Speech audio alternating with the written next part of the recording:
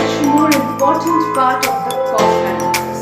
But today, some students are the short-run cost curves and what are the long-run cost curves, and what are the diagrammatic representations as well as what are the basic formulas of these cost curves, and how we will be in situation to differentiate between the short run cost and the long run cost. Because students कह रहे थे कि हम लोग जब books में देखते हैं तो हम लोग काफ़ी कंफ्यूज हो जाते हैं, क्योंकि उसमें इतनी सारी लंबी चौड़ी चीज़ें लिखी हुई होती है कि हम लोगों को समझ में नहीं आता कि आखिर हम लोगों को एग्जाम्स में कैसे लिखना है. Okay, so by keeping this thought in my mind, today I am going to make this video for all the students who all are preparing for the competitive exams and are giving the degree examinations. So this video I think will be the very much beneficial for them. Okay, इस video में मैं बहुत ही point to point बात आप लोगों को समझाऊंगी, साथ ही साथ हर चीज को एक बहुत ही short and sweet diagrammatic form में आप लोगों को समझाने की कोशिश करूंगी, ताकि जब आप लोगों के एग्जाम्स आएंगे तो आप लोगों को शॉर्ट रन कॉस्ट कर्व्स को डिफरेंट बुक से सर्च करने की जरूरत नहीं पड़ेगी. Okay, so let's start our video. So what is the short run cost curves and what are the long run cost curves? Short run cost curves, simply we can say is that these are those costs which remains fixed in a short run. For example, मैंने आज ही कोई एक startup डाला है, मैंने आज ही कोई एक बिजनेस डाला है. ओके, तो शॉर्ट रन पीरियड में कुछ कॉस्ट जो होती हैं वो क्या रहेंगी, फिक्स रहेंगी. जैसे जैसे आउटपुट बढ़ेगा लेकिन ये कॉस्ट जो होंगी वो फिक्स रहेंगी. अब क्वेश्चन आता है, आखिर इसमें ऐसी कौन सी कॉस्ट है जो फिक्स रहती है जैसे कि आउटपुट बढ़ता है, वो भी शॉर्ट रन में. इसका सिंपल एग्जांपल है the cost of capital, second the cost of land, third the cost of machinery, and fourth the cost of the fixed salaried employees. Yes, मैंने आज ही बिजनेस डाला है और 1 या 2 महीनों के भीतर मैं बड़ी लैंड नहीं खरीद सकती, मैं बड़ी बिल्डिंग नहीं खरीद सकती, मैं बड़ी मशीनरी नहीं खरीद सकती, और मैं एम्प्लॉयज की सैलरी भी विद इन 2 months के स्पैन में नहीं बढ़ा सकती. So that's why in a short run these costs remains fixed as the output increases. That's why these costs are known as a short run costs. Okay, इससे ज्यादा आपको कोई दिमाग लगाने की जरूरत नहीं है. सेकंड आता है what are the long run cost curves. Simple है, मैंने आज बिजनेस डाला है और 5 ईयर के बाद उस बिजनेस में काफी इनोवेशंस होंगे, काफी चेंजेस होंगे, काफी वेरिएशंस होंगे, जिसके कारण मैं लेंथ भी बदल सकती हूँ, मैं कैपिटल के अमाउंट को भी बदल सकती हूँ, मैं मेरे एम्प्लॉयज की सैलरी को उनके आई मीन टू से उनकी परफॉर्मेंस के अकॉर्डिंगली भी मैं बढ़ा सकती हूँ. Why? क्योंकि लॉन्ग रन में मुझे रिटर्न्स टू स्केल प्रोवाइड होंगे.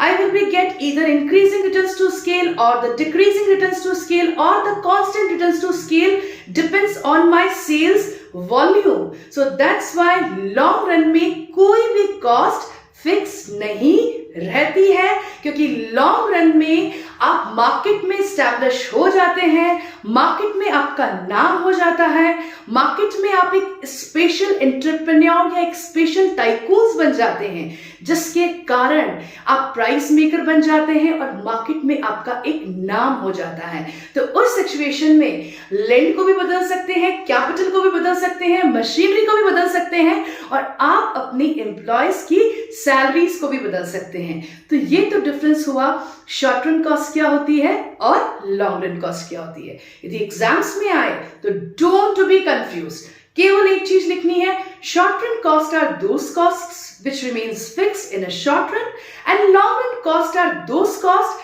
which varies and no cost remains the fixed. अब एग्जाम्पल क्या आता है शॉर्ट रन कॉस्ट में? शॉर्ट रन कॉस्ट में the land of capital, the land of machinery and the land of the fix salary employees. अब वही long run में क्या आता है?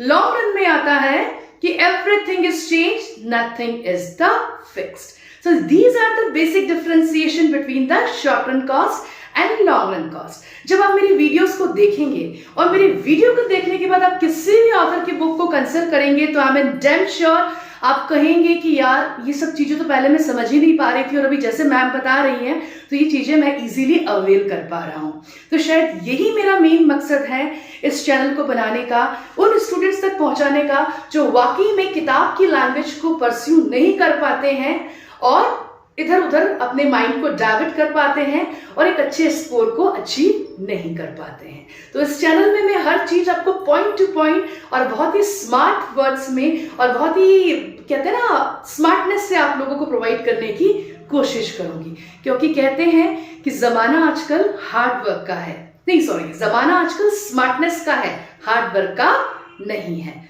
ओके तो यहां तो हम लोगों ने बेसिक डिफरेंशिएशन की स्टडी की, what is the short run cost and what is the long run cost.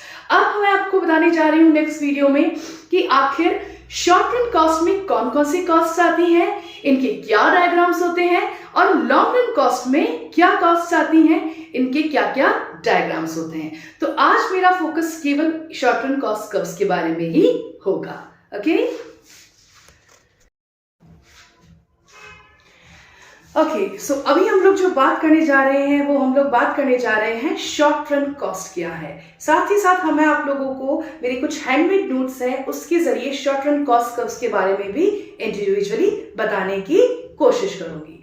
First आता है शॉर्ट रन कॉस्ट में फिक्स कॉस्ट। जैसा कि मैंने आप सभी को बता रखा है कि फिक्स कॉस्ट वो कॉस्ट होती है जो कि शॉर्ट रन में फिक्स रहती है जैसे जैसे आउटपुट बढ़ता है। अब क्वेश्चन आता है कि इस फिक्स कॉस्ट में आखिर ऐसी कौन सी कॉस्ट है जो कि शॉर्ट रन में फिक्स रहती है। फर्स्ट है the cost of the land, second है the cost of the capital, third है the cost of the fix salaried employees. अब क्वेश्चन आता है आखिर ये शॉर्ट रन में कॉस्ट फिक्स क्यों रहती है। इसका एक सिंपल एग्जांपल है, आज मैंने कोई बिजनेस डाला है, आप क्या सोचते हैं कि 2 महीनों में मैं सारी कॉस्ट को बढ़ा पाऊंगी? नो नॉट एट ऑल, किसी भी सिचुएशन में नहीं। आज मैंने कोई स्टार्टअप डाला है तो उस स्टार्टअप को जमने में मुझे काफी लंबा समय लगेगा। तो उस शॉर्ट रन के ड्यूरेशन में ना तो मैं लंबी लैंड खरीद सकती हूँ, ना मैं लंबा कैपिटल अमाउंट इन्वेस्ट कर सकती हूँ और ना ही मैं मेरे फिक्स सैलरीड एम्प्लॉयज की सैलरी को बढ़ा सकती हूँ। इसीलिए शॉर्ट रन में जो ये कॉस्ट होती है वो क्या रहती है, फिक्स रहती है। आई मेरी बात समझ में। सेकंड आता है वेरिएबल कॉस्ट। ओके फर्स्ट आता है फिक्स कॉस्ट, सेकंड आता है वेरिएबल कॉस्ट, थर्ड आता है टोटल कॉस्ट। टोटल कॉस्ट क्या है? टोटल कॉस्ट नेक्स्ट आता है हमारा एवरेज कॉस्ट, उसके बाद आता है हमारा मार्जिनल कॉस्ट, उसके बाद आता है हमारा एएफसी, देन हमारा आता है एवीसी। सो हम लोगों ने फिक्स कॉस्ट के बारे में तो स्टडी कर लिया। अब हम लोग जो स्टडी करने जा रहे हैं वो किसके बारे में स्टडी करने जा रहे हैं? वेरिएबल कॉस्ट के बारे में, जो कि शॉर्ट रन कॉस्ट का ही एक पार्ट है। वेरिएबल कॉस्ट वो कॉस्ट होती है कि जैसे जैसे आउटपुट बढ़ता है वो कॉस्ट भी कोरिस्पॉन्डिंगली क्या होती रहती है, बढ़ती रहती है। ये वो खर्चे होते हैं जो कि छोटे मोटे होते हैं, जैसे द कॉस्ट ऑफ फ्यूल, जैसे कि cost of depreciation, the cost of electricity, the cost of raw materials. So that's why variable costs are those costs which varies as the output increases. Okay? So बच्चों ये जो tutorials बना रही हूँ मैं वो इसीलिए बना रही हूँ कि स्टूडेंट्स क्या करता है, डिफरेंट बुक्स को देखता है और फिर वो कंफ्यूज हो जाता है, एग्जाम में पूछते क्या है, वो लिखता क्या है और फिर उसके नंबर नहीं आते हैं तो वो डिप्रेशन में जाता है।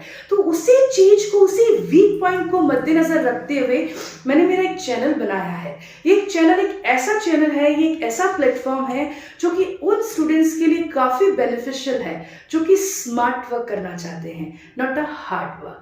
सो इकोनॉमिक्स की डिफरेंट बुक्स में एक ही पॉइंट को बहुत ही लंबे चौड़े फॉर्म में दिया हुआ है। आखिर जिन्होंने भी बनाया है, जिन्होंने भी लिखा है, बहुत अच्छे से समझाने की कोशिश करी है, लेकिन क्या होता है ना कि हमारे जो स्टूडेंट्स होते हैं ना वो बुक्स हैंडी नहीं होते हैं। वो चाहते हैं कि हमें कुछ ऐसा एक ऐसे बड़े कॉन्सेप्ट्स कोई बता दें और हम लोग एग्जाम में लिख के आ जाए और हम लोग अच्छे नंबर्स को स्कोर कर दें। वैसे बात तो यही है क्योंकि हम लोगों को इतनी लंबी चौड़ी गाथाएं लिखने की कोई जरूरत नहीं होती है। पॉइंट टू पॉइंट डालो, अच्छे से रिप्रेजेंट करो और गुड मार्क्स को स्कोर करो। So by keeping this thought in my mind मैंने ये अपना चैनल बनाया है। ओके, सो आज मुझसे बच्चों ने ये पूछा था कि मैम इनकी इंडिविजुअली डायग्राम्स क्या होंगे और हम लोगों को कैसे रिप्रेजेंट करने हैं। सो दैट्स वाई मैंने ये वीडियो बनाया है बैक से, क्योंकि पिछली बार मैं ये ऑलरेडी वीडियो बना चुकी हूँ। ओके, सो ये तो हम लोगों की थोड़ी वेरिएबल कॉस्ट के बारे में हम लोगों ने डिस्कशन कर लिया। अब जो हम लोग नेक्स्ट डिस्कशन करने जा रहे हैं वो डिस्कशन है about the total cost. So total cost को कैसे फॉर्मुलेट किया जाता है? Total cost is formulated by the fix cost plus the variable cost. अब आप मुझसे पूछो कि मैम इसकी डायग्राम्स क्या है, तो इनकी डायग्राम्स मैं मेरे हैंडमेड नोट्स के जरिए आपको इंडिविजुअली बताने की कोशिश करूंगी। और हाँ, यदि कोई स्टूडेंट चाहता है कि मुझे ये हैंड नोट्स अवेलेबल हो, जिसके कारण जब भी मेरा एग्जाम आए मैं 15 डेज में पढ़ के अच्छे से स्कोरिंग मार्क्स कर लूं और मुझे लंबे समय तक पढ़ने की जरूरत ना हो, तो आप मेरे YouTube चैनल पे जाके मुझसे पर्सनल कॉन्टैक्ट कर सकते हैं। इन सारे नोट्स का ऑनलाइन PDF भी अवेलेबल है, साथ ही साथ हैंड रिटन नोट्स भी अवेलेबल है accordingly to your demand and requirement, with the point to point बात, with the point to point logical representations, not लंबी चौड़ी बातें। ओके, सो द नेक्स्ट आता है हमारा AC, that is the average cost. Average cost को कैसे calculate करते हैं? Average cost is calculated by the total cost divided by the number of units of output. Guys, मेरे पास ब्लैक बोर्ड बहुत छोटा है, तो प्लीज आप इस चीज को लेके कंफ्यूज मत होइएगा कि यहाँ पे मैम ने O के बाद पॉइंट क्यों लगाया है। ये एक छोटे से ब्लैक बोर्ड पे मैं अपने ट्यूटोरियल्स बनाती हूँ और उन बच्चों तक पहुंचाने की कोशिश करती हूँ जो वाकई में बुक से नहीं पढ़ना चाहते हैं और एक ऐसे चैनल को प्रेफर करना चाहते हैं जिसमें उन्हें हर चीज पॉइंट टू पॉइंट बताई जाए। तो here O stands for output. Okay, इसलिए मैंने यहाँ पे डॉट लगाया है। नेक्स्ट आता है मार्जिनल कॉस्ट। मार्जिनल कॉस्ट को कैसे कैलकुलेट करते हैं? Marginal cost is calculated by the del TC, that is change in total cost. मैंने एक आउटपुट प्रोड्यूस किया, मेरी टोटल कॉस्ट थी 20। मैंने दूसरा आउटपुट प्रोड्यूस किया, मेरी दूसरे आउटपुट पे टोटल कॉस्ट निकली 30। तो मार्जिनल कॉस्ट कैसे निकालूंगी? पहले आउटपुट पे मेरी टोटल कॉस्ट थी 20, सेकेंड आउटपुट पे मेरी टोटल कॉस्ट थी 30। तो दोनों के बीच का जो डिफरेंशिएशन है that is the 10 which will be my change in TC, that is known as the marginal cost. Next आता है हमारा AFC। आखिर एवरेज फिक्स कॉस्ट को कैसे कैलकुलेट करते हैं? Average fix cost is calculated by the total fix cost divided by the units of output. Next आता है ABC। ABC को कैसे कैलकुलेट करते हैं? ABC is calculated by the TVC divided by the units of the output. तो ये तो हमारी सारी क्या हो गई, शॉर्ट टर्म कॉस्ट कर्व्स हो गई। अब बच्चा पूछेगा मैम इसके डायग्राम्स क्या हैं? तो वो डायग्राम्स जो मैंने अपने हैंडमेड नोट्स बनाए हैं सारे MBA वाले बच्चों के लिए, वही मैं आप लोगों को बताने की कोशिश करूंगी ताकि आपके सारे कंफ्यूजन्स क्या हो जाए, क्लियर हो जाए। ओके, सो इसी के साथ अब हम लोग हमारे नेक्स्ट वीडियो पे मूव करते हैं, जिसमें हम लोग क्या पढ़ने की कोशिश करेंगे, diagrammatic representations of all the short run cost curves, and tomorrow I will be take the long run cost curves with their diagrammatic representations.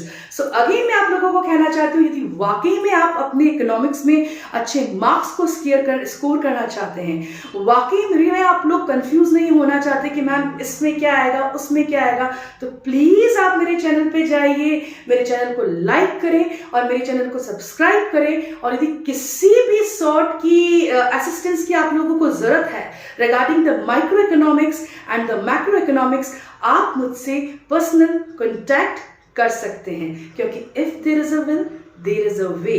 Bye keeping this thought in your mind, just have a nice time to you can be useful to you. तो चलिए हम लोग बात करते हैं हमारे next video में, जिसमें हम लोग पढ़ेंगे the diagrammatic representations of all the cost curves. Okay? जी हाँ, अभी हम लोगों ने डायग्रामेटिक रिप्रेजेंटेशंस के ऊपर हम लोग फोकस करेंगे कि ये जो कॉस्ट जो मैंने ब्लैक बोर्ड पे लिखी थी उसे डायग्रामेटिक फॉर्म में किस तरीके से कैलकुलेट करते हैं। These all are my handmade notes. Okay, the fix cost is a cost which remains fixed as the output increases. Fix cost में क्या आता है? एग्जाम्पल लेंट और द कैपिटल. आप इजीली देख सकते हैं कि ओ वाई एक्सिस पे हमारा कॉस्ट है, ओ एक्स एक्सिस पे हमारा आउटपुट है. हमारा आउटपुट Q1 से Q2 और Q2 से Q3 बढ़ गया, लेकिन हमारी कॉस्ट अभी तक क्या है? हॉरिजॉन्टल एक्सिस पे फिक्स्ड है. Reason? Because these costs are remains fixed as the output increases. Okay, clear? Now we are moving our next diagram, that is the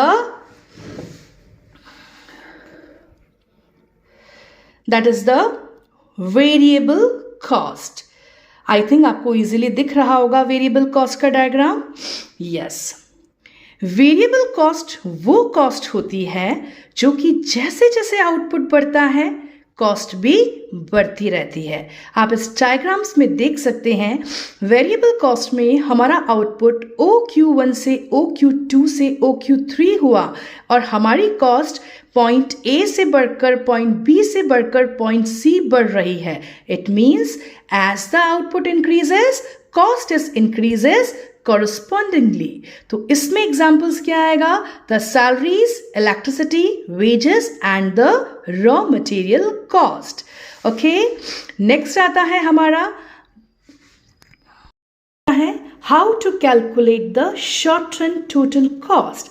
As we all know that the short run total cost is the summation of fixed cost plus the variable cost. Here we can easily see that in OY axis there is being mentioned cost and in OX axis there is being mentioned output.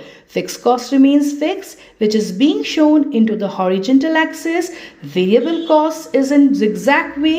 It is increasing as the output increases. So the intersection point of TC and FC का जो point होगा वो point होगा total cost, that is the TC. So we can say is that TC is divided into the two parts, that is the fixed cost and the variable cost.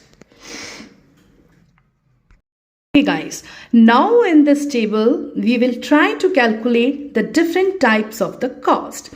As we see that 0, 1, 2, 3, 4, 5 is a units of output. As the output increases, fixed cost remains fixed, that is 20, 20, 20. Variable cost is increasing as the output increasing. Total cost we will be find by the submission of the fixed cost plus the variable cost. Marginal cost, as we have studied in our blackboard that how we can calculate the marginal cost means del TC mean to say change in the total cost. So we can easily say that डेल TC के form में हम लोगों ने change in total cost में कितना differences आ रहा है उसे हम लोगों ने मार्जिनल कॉस्ट के थ्रू लिखा है. नेक्स्ट आता है हमारा AFC, that is the average fix cost. Average fix cost means total fix cost divided by the units of output. हम लोगों ने एवरेज फिक्स कॉस्ट को fix cost divided by units of output करते हैं तो हमारे पास आता है एवरेज फिक्स कॉस्ट. इसी सेम वे में एवरेज वेरिएबल कॉस्ट कैसे निकालेंगे?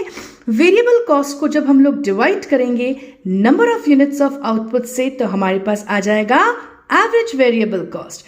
और इसी वे में ये AFC के पॉइंट को आप इग्नोर करें. नेक्स्ट यदि हम लोगों को निकालना है कि एवरेज कॉस्ट कैसे निकालेंगे तो एवरेज कॉस्ट निकालने का तरीका है that will be the AFC plus AVC.